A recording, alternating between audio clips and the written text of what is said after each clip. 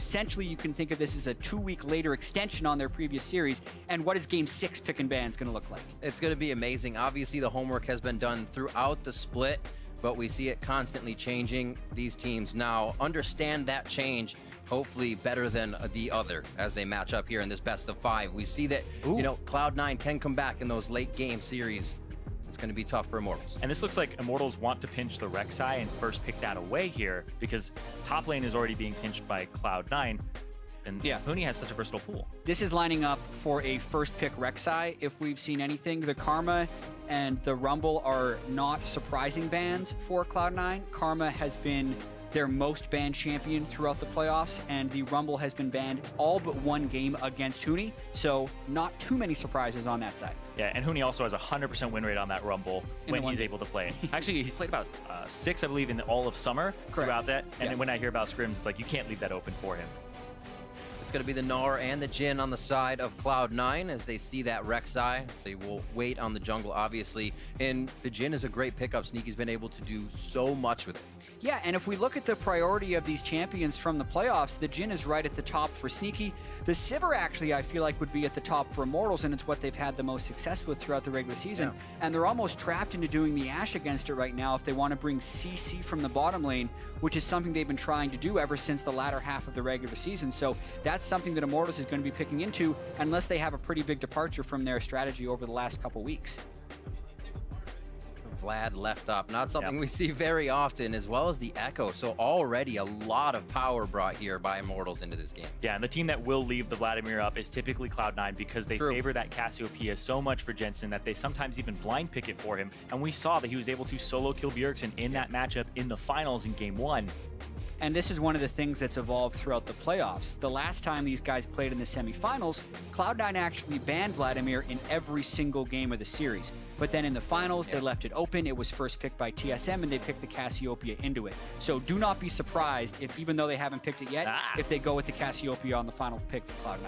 And this may have been what Immortals were also going for with the Zac pick here from Cloud9. Pinch the jungle immediately, try to get him on that Zac because that was the game that Meteos did falter on a little bit. I actually don't like Cloud9 picking Zac so early here. I think the Cassiopeia could have been a safe pick into the Vladimir because this unlocks WildTurtle's Ezreal a lot better. He played it in the 5th game against CLG when he went off on it in Toronto, and Ezreal is very good against Zac. That's now 2 targets that can essentially avoid Zac with the Vladimir and the Ezreal, and I think Meteos is going to struggle to find the right things to Elastic Slingshot into.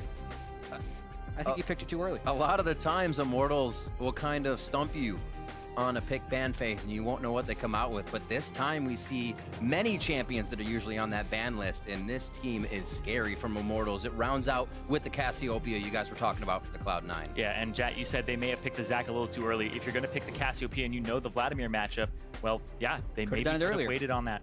Yeah, obviously if Meteos is just confident on Zac, we know that the jungle was pinched with the Gragas being banned and the RekSai being first picked. So if he's not going to be going for Zac, he's probably going for Elise. So you can see why he was willing to pick it early, and you want to give Jensen as much flexibility as possible. But I'm actually pretty happy from Immortals standpoint with the draft they've been able to put together. Yeah, but when I look at Cloud9's draft, it's a big question for me is how is Impact going to do on this Gnar? Because it has been his go-to champion. They first picked it for him many times, first round, and he has been an absolute monster. He's been, honestly, SKT Impact, you know, we've been saying that. He's Cloud9 Impact right now. This guy, it's a new era for him, and he's redefining himself. And people haven't been able to figure out what to pick against his Gnar. In other regions, like if we watch Samsung versus KT, you saw QV play Kennen against it and crush. But when you see Kennen get played against Impact's Gnar, he just solo kills Seraph like 17 times. So he's been dominating on that champion. Absolutely amazing. We're going to be keeping an eye on the top lane as well. This series is going to be a close one. Let us know which way you think it's going to swing by tweeting us #IMTWin or #C9Win to show your support, and we'll tally those up and show them on screen as we get into game.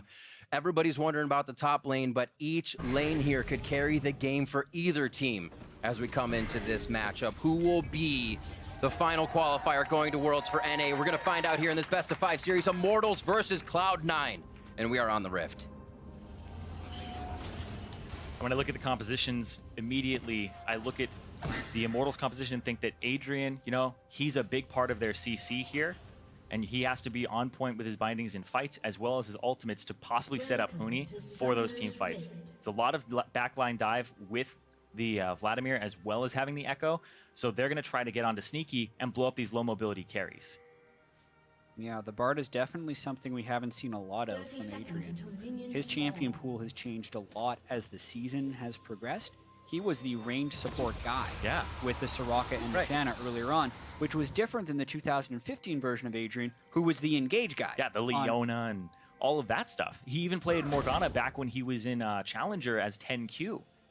And I think one of the biggest criticisms of Adrian is like, oh, small champion pool can't play very much, because when he does find his champions, he seems to focus on them. But what's interesting this year, his Taric was fantastic in Toronto, and now we're going to get to see what his Bard brings to the table. And like you said, it's a focal point of this composition, and he has to be able to land that CC.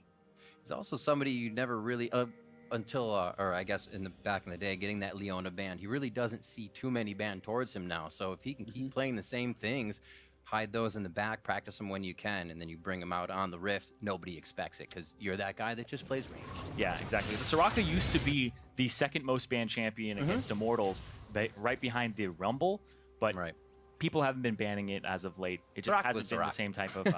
no, it's funny, too, because you would think that it would be a high-priority ban because standard lanes and a high-priority pick. That's true. Soraka usually does well in them, but because we're having such types of carry top laners and mid laners with lower CC, you have to have some type of CC from the bot lane. It's why we're seeing a lot of protection champions like Bard, like Braum, like Tom Kench that also have some CC.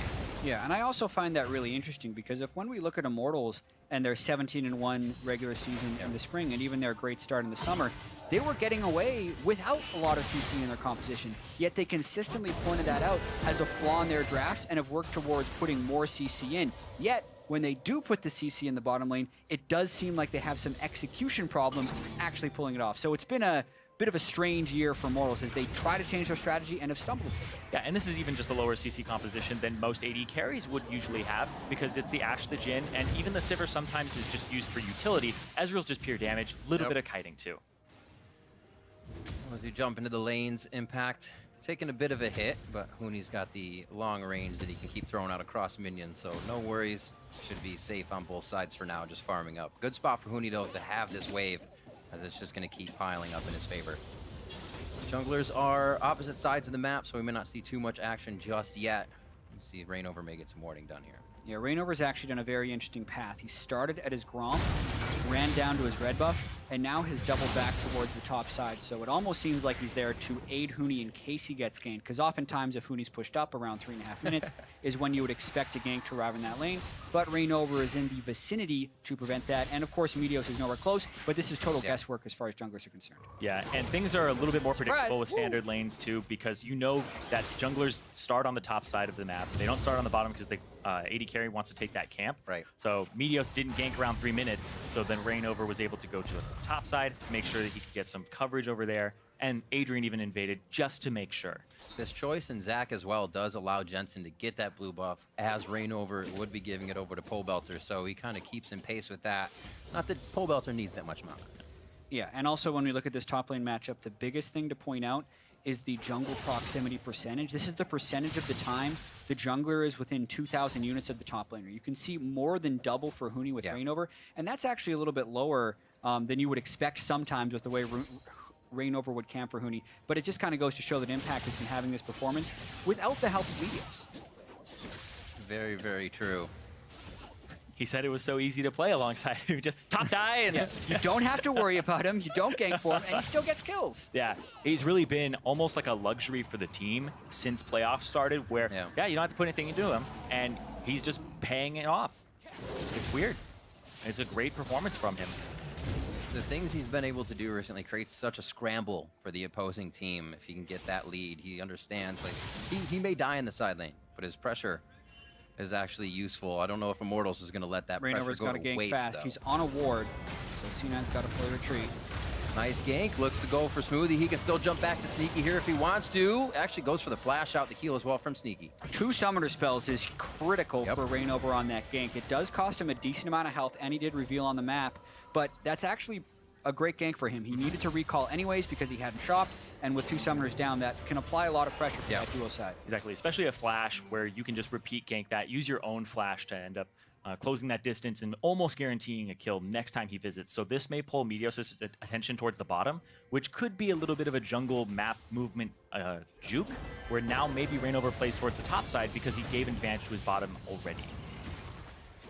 You saw Meteos throw a quick ward in there, starting to get forward ones in. Gives him an idea of where ReignOver is. We saw in their previous match with Zac that just one missed gank on Zac kind of threw the game in favor of Immortals there. He had 2 good ones, but just a hair away on a 3rd one, and it swings it. That was totally Jensen, though. I'm going to say that. Jensen missed so many skill shots in that one. Yeah, and you look at him now, he's level 5. That's around the time when Zac's ganks start to become a little bit threatening. Level 6, 7, and 9 are the other big breakpoints where he gets the big ganks off. And the fact that ReignOver hasn't heavily counter-jungled Meteos or had successful ganks before that point does actually favor Cloud9 a little bit, because this is when Zac can look to kind of bring things back, so to speak, in a normal matchup, but he actually hasn't really fallen that far behind yet. Yep. Jensen able to keep CS up, 58-44. I won't see too much roaming from these mid laners just yet, though, as they keep each other pushed into their turrets. Impact has finally gotten to the other side of the river with his wave, so we'll see if he can do any damage to Huni, who is easily farming up. Pretty safe game overall. Nobody really wants to make the first move, it seems, here. But ReignOver with the vision knowledge. Actually, lack of vision, still just trying it, I should say. Yeah, look at the gap in wards for C9 on the bottom side of that map, and a lot of this is a continuation of ReignOver's gank earlier. He got 2 summoners out of the bottom side. Therefore, Smoothie and Sneaky don't want to push up. Meteos doesn't want to visit a losing lane, so they just kind of abandon that side of the map. And RekSai is spectacular at soloing the dragon. He gets a little bit of help from Adrian and Turtle because they're pushed up, and that's a great early advantage for Immortals. Yeah, and you could see that Meteos was trying to make something happen on the top side of the map, maybe if Huni plays a little too far forward, but Huni was aware of where he needed to be, and the Ocean Drake falls into his hands, which is great for Ekko because you're spending so much mana in these trades early on against Gnar. ReignOver as well, making quick work of all of his camps. Meteos gets a tunnel on his way in and out there. Braum perfectly spawns as he void rushes in. And they're not too far behind each other, pretty close, 36-32. Building up on their items here as Meteos is taking a little longer to go back and get that second purchase in. Cloud Drake is coming up next. And so far, the only pressure towards bottom was acted on as a dragon here for Immortals. They didn't go back at Sneaky and Smoothie for another gank just yet. Yeah, and we think about the top lane matchup so much between Impact and Huni. We've seen the jungle pressure on the bottom side, but the mid lane matchup in this game is really interesting to me as well, because Pobelter feels so confident on Vladimir. When you hear him talk about this pick, he usually thinks it's GG as soon as they get a lock in. He's amazing on it in team fights. But then you look at Jensen, who has probably equally as much confidence lately on Cassiopeia. Yeah, the 7-0 Pobelter. It's GG when he gets it a lot of the time. Jensen picked Cassiopeia into Bjergsen's Vladimir, and that was the only win C9 had in the finals. Then had to deal with Bjergsen's Cassiopeia and got crushed. So these are 2 players on champions they're very good at, and they're really isolated in that mid lane, which is super exciting. Hopefully we get a little action out of them too. Like you said, Pobelter going hard with that flash up means the play could be made, but the same from Jensen as we get a little bit down here. Scuffle around the Dragon Pit. Twin Fangs is going to push Pobelter out. Really bad. Oh, he should be easy on that one. No ignites for the mid laners. Yeah. Early pool there too. Making sure that he can't follow him. That's true. A few more flash and a poison tick could definitely take him out. It still puts him very low and in a bad position in this lane. Dragon's already down, so kind of fighting over scuttle control here, as well as possibly picking out some summoners. Nothing comes of it really. It's like Jensen and Pobelter both hold there as ReignOver gets control of the area, and they now get to sneak in a little bit here. Got to be careful not to mess up this. That was great pressure by ReignOver, forcing the smite. Jensen may have wanted to stick around a little bit longer in lane, but he knows he's going to run out of mana right now. He even baits his recall. He's like, wait a minute, Pobelter shoved up. Now he has to lane with lower mana, and that's going to allow Pobelter to catch up. Exactly. Cassiopeia, it's a little bit free to actually CS with this because you get mana back when you last hit, but he has his tier and he wants to be able to just spam the spells out with a high frequency. The command has been given. Yeah. By High. Activate Jensen. It was extremely powerful for him last regional qualifier, that's for sure. Yeah, and that's a very interesting thing to note because Cloud9, since their inception, have always made Worlds, and if they make it this time, it's the first time they've done it without High. And you look at Immortals, and this is the team that was basically built to go to Worlds. For some reason, there's a curse all over the world on teams that do that.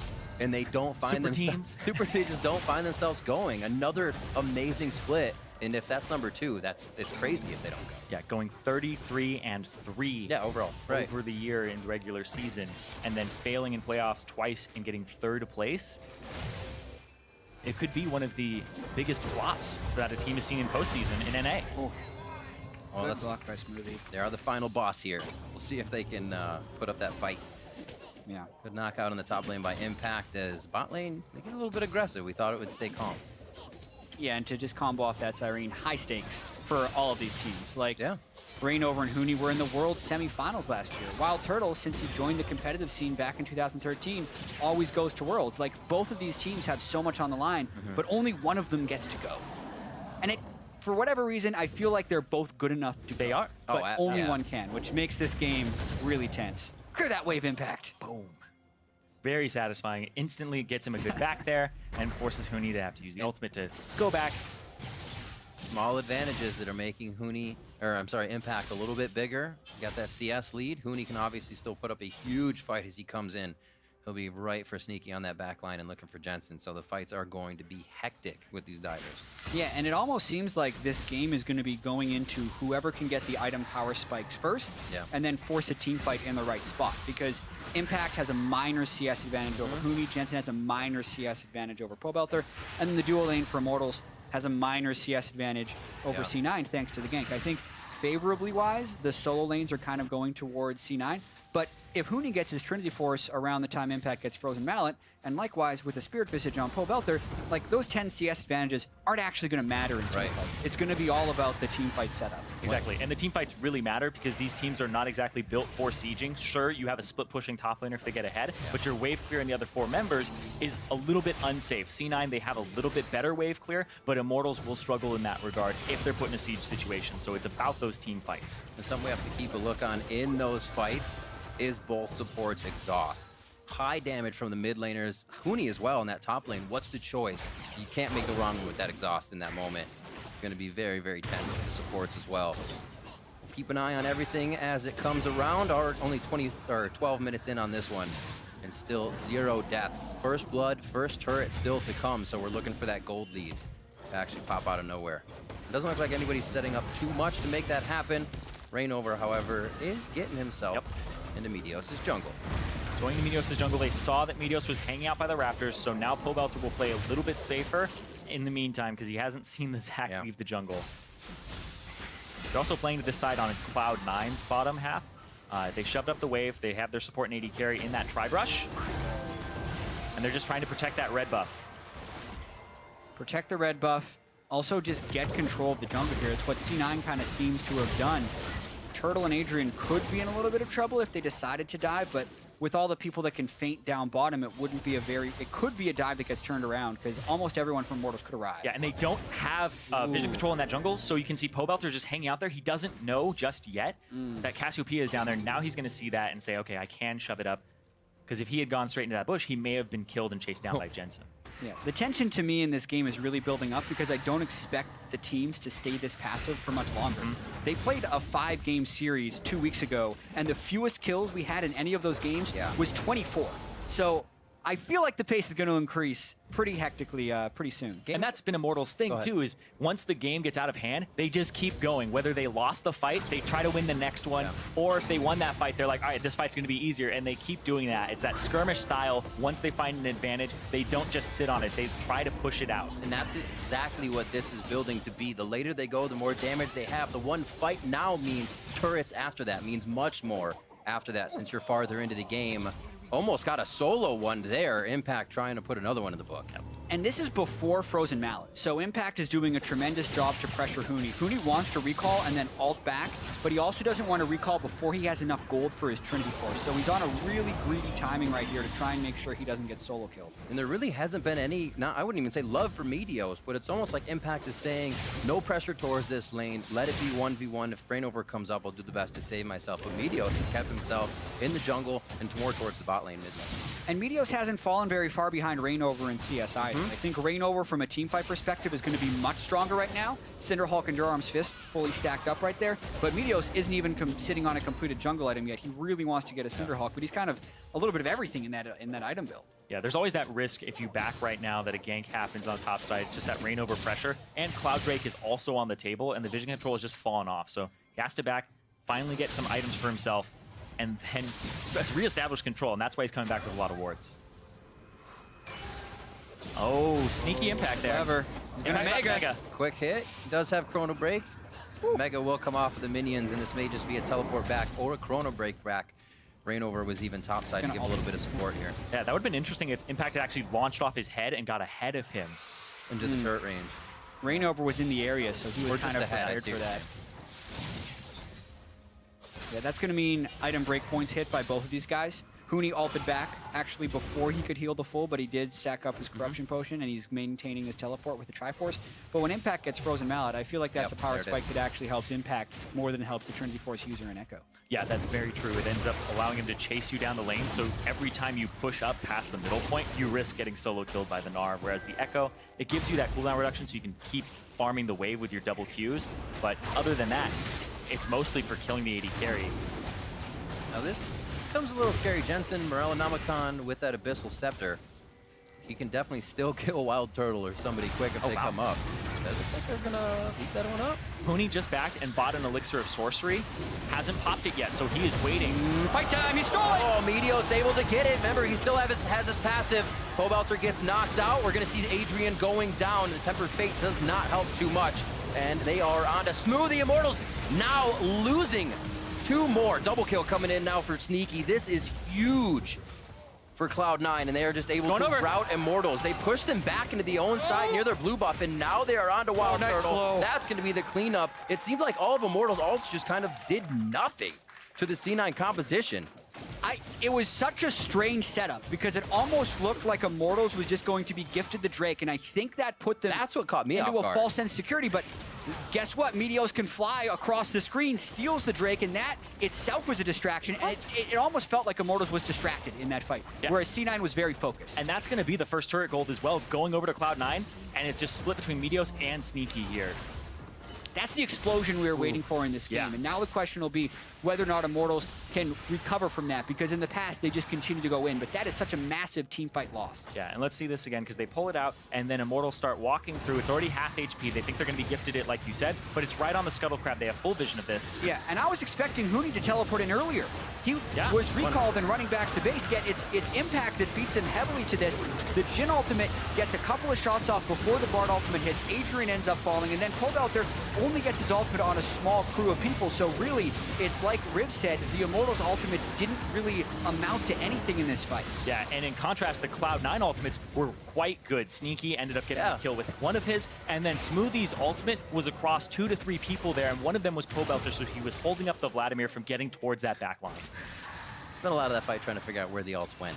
It seems like they just hit the void. Well, Huni didn't have his. That's right. Pobelter used his on a few people. Came back up. RekSai doesn't really have a real ultimate, and Adrian's ultimate was used directly onto Sneaky. So, like, they used them, but they just weren't going to have a big impact. Well, this is what you talked about, Zirene. Once it opens up, Immortals, whether they were on the winning or losing end, they're still going into fight as soon as they come back. They recognize an opening in mid and are able to break down that turret. That allows for more forward vision.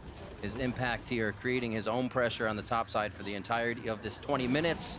Gets the turret for himself. It gets turret for himself, and now Meteos actually looking towards the mid lane just to shove it back out and make sure that they can establish a little bit of control here. They bring their bottom lane as well. And it's a little bit of a siege situation here. Yeah, it's the only remaining outer turret for Immortals. C9 was able to take the top and the bottom, and since they still have some shove in the bottom side, it's natural that they move people up here and maybe try and get some wards in the jungle, but respect is given, they back away, it's time to buy some items. Yeah, and speaking of buying items, it's the Trinity Force as well for WildTurtle. So this composition will kill turrets quite quickly with the double Trinity Forces when they get to them.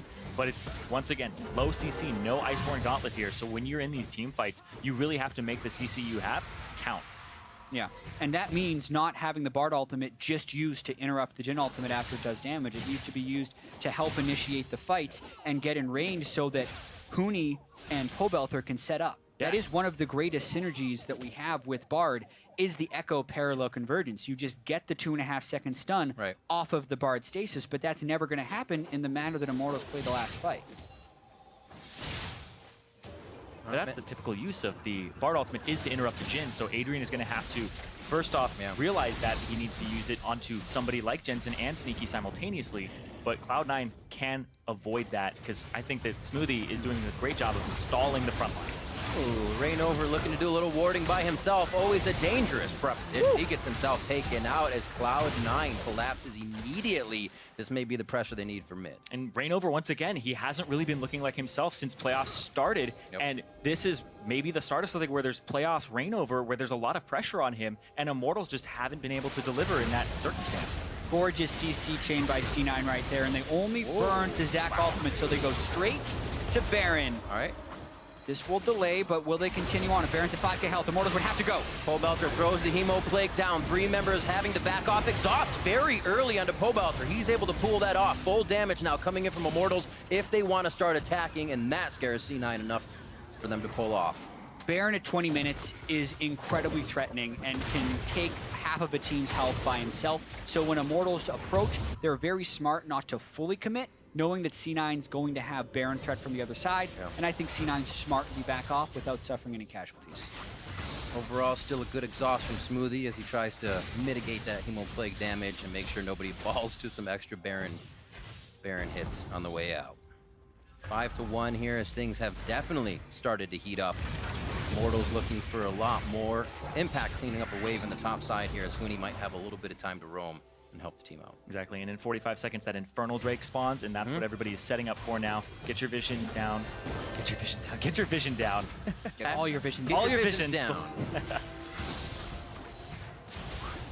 And it's interesting from an itemization standpoint. Impact has got the build with Black Cleaver, Frozen Mallet. Although the Cleaver is completed before any real armor has been stacked up on Immortals outside of the Warden's Mail from ReignOver. So the ideal for Cloud9 is if Impact could have turret threat while the Drake is being taken and then still arrive first. Really, C9 is hoping for a repeat performance from the last Drake, where Meteos can get a nice engage and Immortals can't engage with the Bard. Or caught they again. just catch Adrian, or ReignOver. Very close. Woo. That's not good for Immortals. His ultimate's down as well, so he can't get to full health before this Drake is forced. We don't see it very often, but Immortals now having to use almost quite a few things in defense. Looks like they're a little hesitant to take away at this dragon. And this Drake is incredibly important for both teams. You really want this if you're Immortals, but it's also a Jhin and Cassiopeia with one TP right into the middle of everybody here from Huni, and Pobelter goes in. They're on Meteos right now, trying to get him on Smoothie very low as he flashes out as well. Impact in the middle of the fight onto Huni. He chrono breaks back, and they're gonna have a double kill now for Impact as he Mega Gnars out just before going down. Pobelter against the wall will have to pull to get out, but he goes down to the captive audience. And they're gonna be onto the Infernal. Cloud9 come up huge. And that looked like it was going to be Immortals' fight at the beginning. Huni with the TP right in the middle of everybody, and the damage came down from the Hemo Plague, but the CC from Cloud9 turned it around, and they played that reverse perfectly. They are just chaining their CC together so well and have such crisp team fighting right now. They're not allowing Immortals to lock them down for those final kills, and the turnarounds are just continually there. The Rylai's being completed on the Cassio, Impact being so fearless on Gnar. It's all working out for C9 right now. And Pobelter thinks he has the perfect flank. That ward goes down, TPs to it, throws down on three. Those are the 2 damage dealers. They get very low. Smoothie blocks the ultimate, and Sneaky and Smoothie get away where Jensen's now in a corner, and he doesn't have threat on him. Meteos covers the ground, and they now Immortals are in full retreat. Yeah, and again, the Bard ultimate does go down onto the Jhin, but it's a one-shot off, and you're basically just trading ultimates at that point, so C9 can then continue the fight, and that is not what ReignOver wants to see. Now 0-3 on the game. Going to be difficult. You obviously know this is the best of series. You still want to win each one, so with that in mind, there's that extra weight now on Immortals here to make this game 1 again in their favor, falling down 5,000 gold, and the dominoes keep falling. Every time Meteos can get in range, he's got somebody as well on those Zac hits, and they've only almost taken down ReignOver 3 times. And you can see that ReignOver right there flashes into the magical journey because he's just so scarred from if I die. You know, they've shown they have enough damage to take me down. Now the Baron started. They know this is happening. They chunked ReignOver with the curtain call. Pobelter's not there. He's on the bottom. Impact is fighting 2v1 right now. ReignOver's going to go down. Impact able to just soak up so much damage. Turtle in. He's got that Muramana finish. They're trying to put down the damage. Great job from Huni and WildTurtle. And again, Cloud9 try to go for Baron, and this may just be them and their fate going away here for this game. This one was a little more painful, though, because they actually suffer casualties thanks to WildTurtle consistently DPSing on the backside of that fight. He had just transformed his Manamune into a Muramana, so he was hitting really hard. Yeah. And C9 really overestimate their strength going for that Baron. Yeah, Impact, it looked like he didn't expect that much damage to come through and ends up dropping when Huni comes back in again. This is a good call from C9 in theory because you see Pobelter on the bottom side of the map. You already chunked out ReignOver and Adrian gets low. Then they all go onto ReignOver and they really aren't paying too much attention to WildTurtle. Exactly, and after they get that kill, they either should have continued on to WildTurtle or just completely cooled off the Baron because they never actually dealt with the biggest threat that was in the fight, and that was WildTurtle. So Huni also was able to come from the top side and pick up another kill, and that actually keeps the game quite close.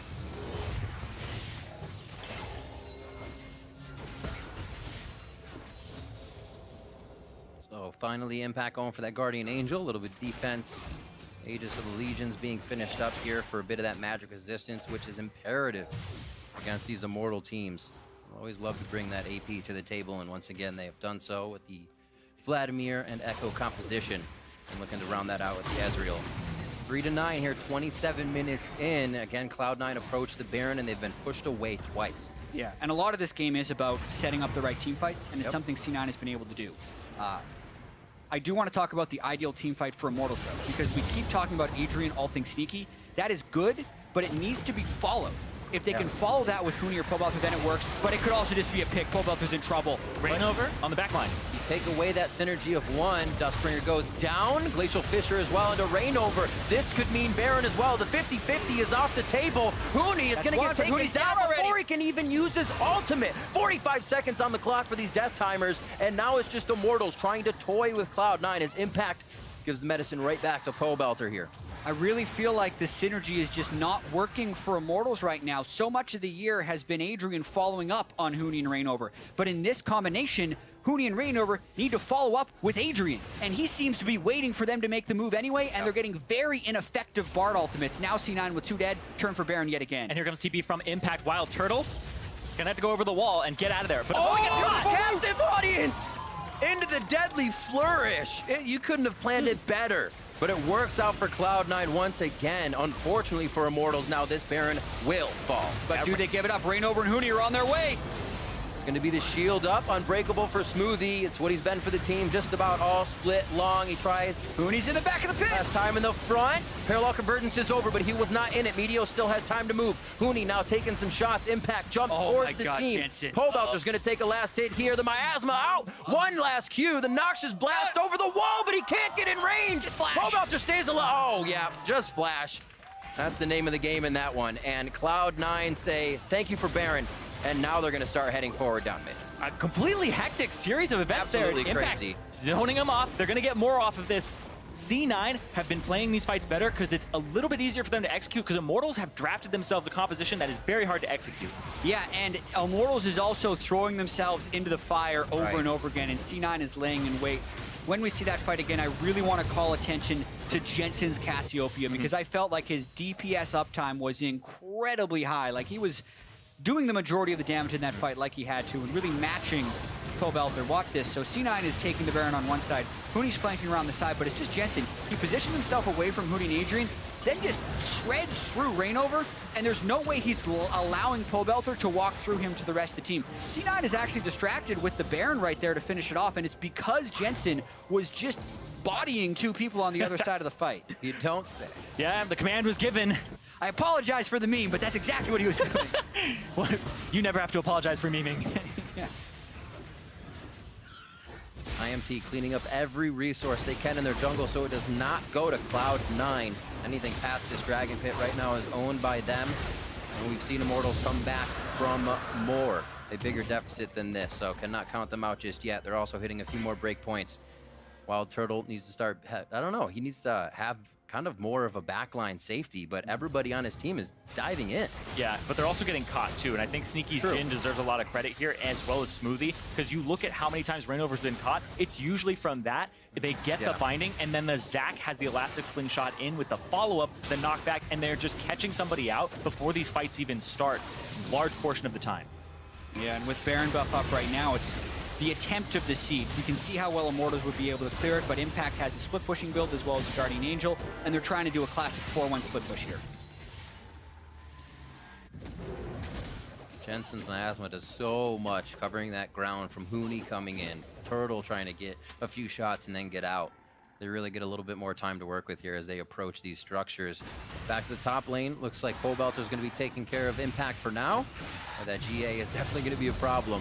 Deadly Flourish onto Turtle. He's going to take a bit more poison. And I say a bit, almost goes down. A great hit up from ReignOver, but can the rest of the team follow? That has been the question. He is a focus, and he goes down immediately as Pobelter finds himself left alone on the front line. Another one, a triple goes to Sneaky, looking for the Quadra. Huni's just out of range of the curtain call as he exits stage left, and Adrian will make it to the fountain. Another 3 go down, and that's been the special number for C9 in these fights. And C9 are going to push for an inhibitor here and get so much off of that. The picks that they're getting, there's so much damage onto WildTurtle, he can't even rejoin the fight. And that's when Immortals decide to engage, is when their DPS has been pushed off. And we also have to keep in mind, at this point in the game, Cloud9 is really far ahead, so they might actually end the game off those 3 kills.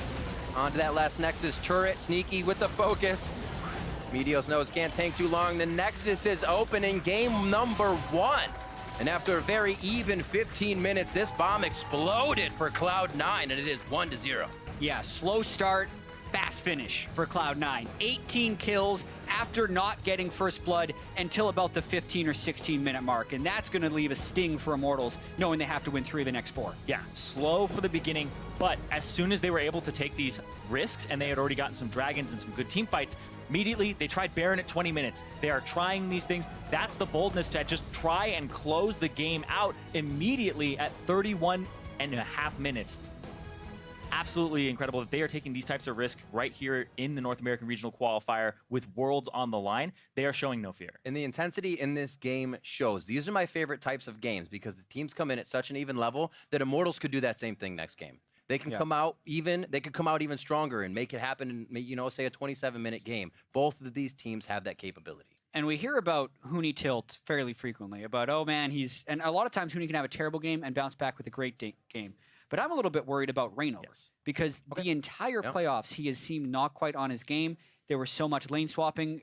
Previously, ReignOver is extremely good in that meta, but ever since 6.15, it doesn't seem like he's able to assert the same type of dominance that he had over other junglers, and he's getting caught out of position, and his early game ganks just aren't hitting. ReignOver, if anyone, needs to pick up and be the strong player. Yeah, which is very curious because Immortals were confident when the theory of 6.15, and then when they got on stage, it seems like something they just haven't completely adapted to yet. Yeah. We'll see if they have something else to put into practice here, as it's going to be an amazing series. Game 1 has gone to Cloud9.